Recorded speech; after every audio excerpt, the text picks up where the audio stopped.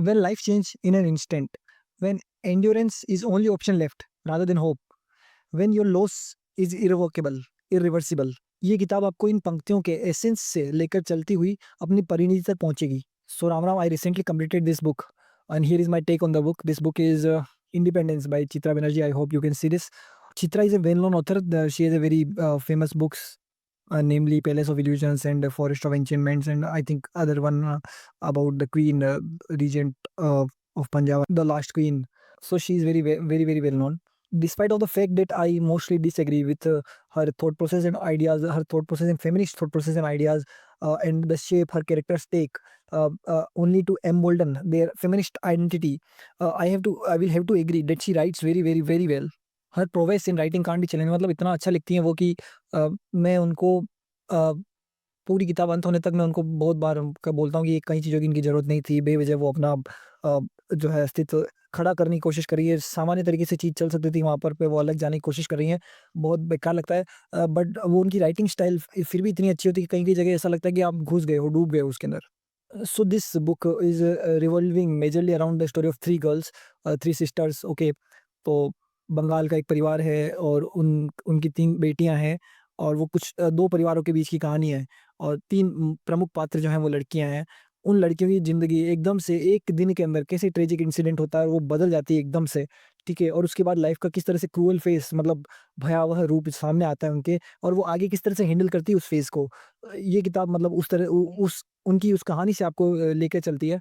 उनके पूर्वाग्रहों, प्रेजुडिसेस से भरे डिसीज़न्स, एंड देन फिर उनके डिसीज़न्स के results and then regrets, and then फिर एंड्योरेंस कि उसको जो हो गया उसको झेलना, और देन फिर लाइफ़ की टाइड्स जो है उनको उनको सामना करना दृढ़ता के साथ। ये कहानी आपको 2 कैमरा एंगल से एक स्टोरी का पूरा चित्रण देती है। एक तो macro angle and then micro angle की उन लड़कियों की पर्सनल लाइफ़्स में, उन उन परिवारों की पर्सनल लाइफ़्स में क्या हो रहा है, और एक देश में एक मैक्रो लेवल पे क्या स्थिति चल रही है, क्योंकि ये पार्टीशन के समय की कहानी है जब पार्टीशन होता है, भारत का बंगाल का विभाजन 1947 में. This is not a Punjab story. इससे पहले मैंने वो पढ़ी थी train to Pakistan by Khushwant Singh. So वो पंजाब की कहानी थी कि उस वक़्त क्या हो रहा है पार्टीशन में. ये कहानी जो है आपको बंगाल का स्थिति दिखाती है, बट इसका major focus is not about partition. Partition का ये सहयोग लेते हुए उन किरदारों की कहानी दिखाती है, पर पार्टीशन की स्थिति का एक आपको हल्का-हल्का स्थिति का अनुमान ज़रूर इस किताब के थ्रू लगता है. पार्टीशन में या तो लोग मर गए या फिर उनको बहुत गहरा संघर्ष करना पड़ा, और कोई भी नहीं बचा इस आग से. जो कट्टरता की आग लगी इधर-उधर दोनों तरफ से, और अब यहाँ पर ब्लेम गेम तो आप कुछ भी खेल सकते हो, कि मतलब कह सकते हो, बिकॉज़ वी डोंट नो उस वक़्त क्या हुआ था, whom to trust. This sides वाले लोग कहते हैं कि this was they were the reason, and this side वाले कहते हैं कि दे वर द रीज़न.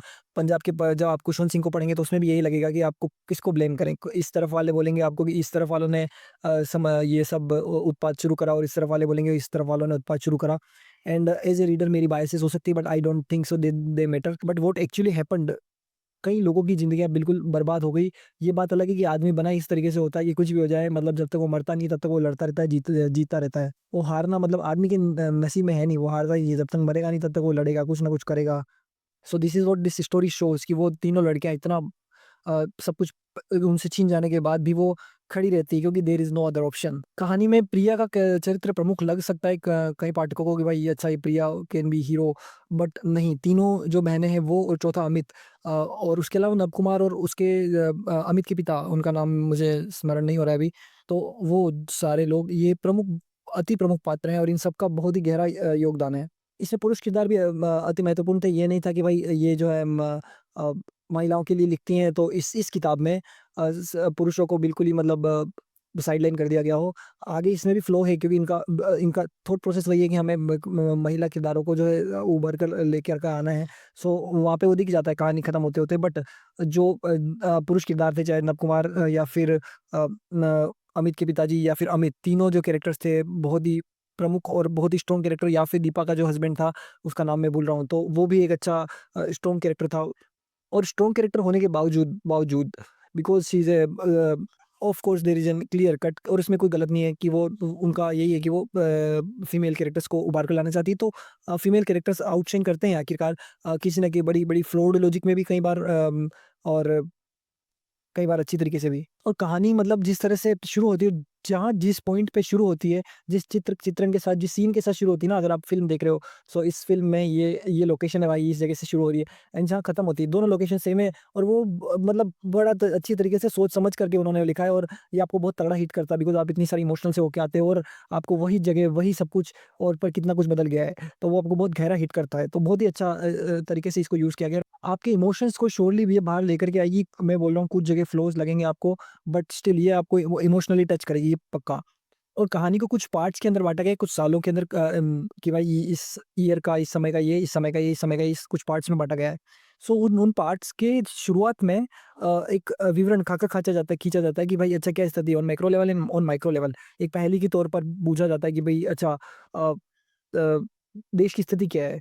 ठीक है, उस वक़्त क्योंकि पार्टीशन साथ-साथ में चल रहा है कि भई तो देश की स्थिति क्या है, उसको बहुत अच्छे से खींचा जाता है और वो आपको मतलब प्रोग्रेस अगेन फिर वो उनकी राइटिंग की जो स्किल्स है वो बहुत ही अच्छी है, तो वो आपको मतलब हाँ, अंदर ही अंदर मतलब अच्छा लगता है कि यार वाओ! Very well written.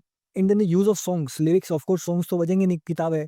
तो जिस तरह से क गा गीतों का यूज़ किया गया है रवींद्र संगीत या फिर नज़रुल के गीत मतलब है ना, सो मतलब इतना अच्छा लगा। मैं सर्च कर रहा था कि अच्छा ये गीत फॉर एग्ज़ाम्पल अगर आपने वो मूवी देखी हो क्या बोलते हैं द बंगाल फाइल्स, तो बंगाल फाइल्स में गीत आता है धन्य धन्य जन्मभूमि आई थिंक, ठीक है?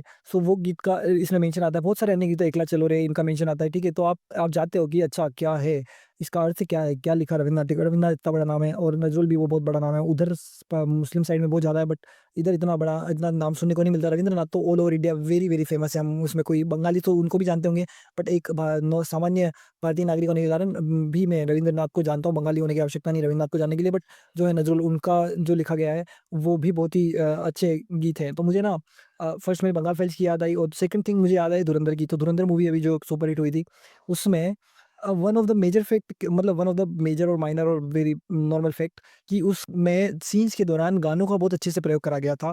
नॉट ओरिजिनल्स, जो पुराने गाने हैं, जो नए उन्होंने बनाए वो तो ठीक है, जो पुराने गाने हैं उनको सही समय पर, सही जगह पर वाइब देने के लिए जो यूज़ करा गया ना, सो वो बहुत अच्छे से यूज़ किया था। तो इस किताब में भी जो गीतों का यूज़ किया गया ना आपको इमोशनल अपलिफ्टमेंट देने के लिए इट वाज़ कमेंडेबल, बहुत ही शानदार।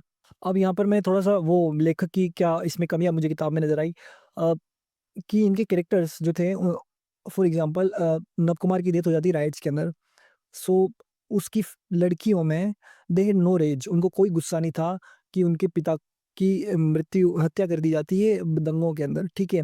सामने वाली कम्युनिटी से कोई गुस्सा भी, जबकि ये सामान्य है कि अगर किसी का जीवन हरण कर लिया जाता है अपने परिवार के किसी व्यक्ति का किसी भी तरीके से और आपको पता है कि आप किसी पे ब्लेम डाल सकते हो, तो एक नॉर्मल सामान्य जो है रिस्पॉन्स होता है ह्यूमन का कि मैं किसी पे ब्लेम डालूँ। इट्स नॉट इट्स अननेचुरल कि अगर आप सोचो कि यार ये तो ठीक है, हो गया, ठीक है। हम लोग सोचते हैं कि किस पे ब्लेम डालें, किस पे गुस्सा निकालें, तो बट जो उनकी डॉटर्स होती है they don't blame anyone, they think कि या it happened and nobody to blame.